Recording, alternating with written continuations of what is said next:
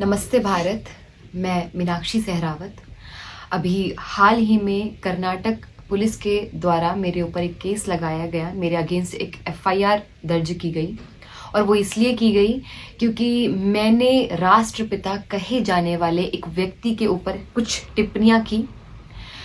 टिप्पणी करते समय मेरी भाषा एकदम नियंत्रण में थी। मैंने कोई अशोभनीय अमर्यादित शब्द का प्रयोग नहीं किया।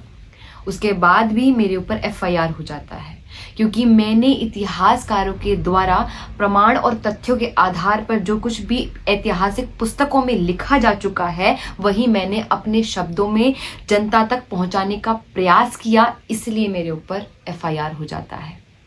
आप विचार कीजिए कि भारत जैसे देश में एक पंजाब क्षेत्र के सांसद भगत सिंह को आतंकवादी कहकर पुकारते हैं। हमारे देश में वीर सावरकर को गालियां दी जाती हैं। हमारे देश में प्रभु श्री राम के होने के बार बार प्रमाण मांगे जाते हैं। हमारे देश में श्री कृष्ण के चरित्र को बार बार गिराया जाता है, उनके चरित्र का दोहन होता है, लेकिन ऐसे लोगों पर कोई एफआईआर दर्ज नहीं की जाती है।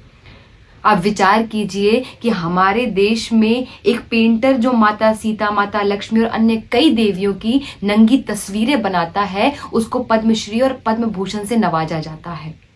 एफआईआर तो होने से रही।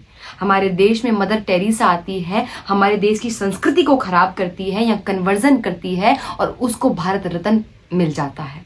अब विचार कीजिए, हमारे देश में जेएनयू जैसी यूनिवर्सिटी में एक व्यक्ति भारत तेरे टुकड़े होंगे जैसे नारे लगाता है और उसके ऊपर कोई कार्रवाई नहीं होती है। क्यों? क्योंकि उसके पास फ्रीडम ऑफ स्पीच है, फ्रीडम ऑफ एक्सप्रेशन है, वो अपनी भावनाओं को व्यक्त कर सकता है। लेकिन मेरे पास ना फ्रीडम ऑफ स्पीच है, ना फ्रीडम ऑफ एक्सप्रेशन है, ना मेरे पास कोई प्रश्न करने का अधिकार है।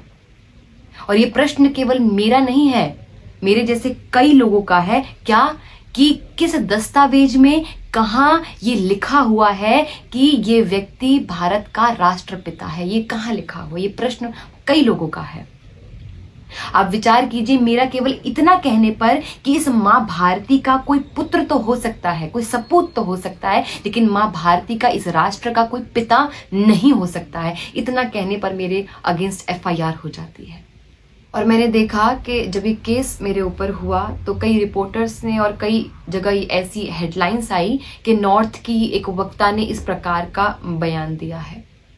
हमने कब से अपने आप को इस प्रकार से नॉर्थ और साउथ में बांट लिया? एक बॉर्डर कब हमने खींच दिया? मैं नॉर्थ, साउथ, ईस्ट, वेस्ट नहीं हूँ। मैं एक भारत की बेटी हूँ। भारत की बेटी के ऊपर ऐसा कुछ हुआ है, भारत की बेटी के साथ ऐसा कुछ हुआ है, तो पूरा भारत मेरे साथ होना चाहिए। तो अपने आप को इस प्रकार से ना बांटा जाए।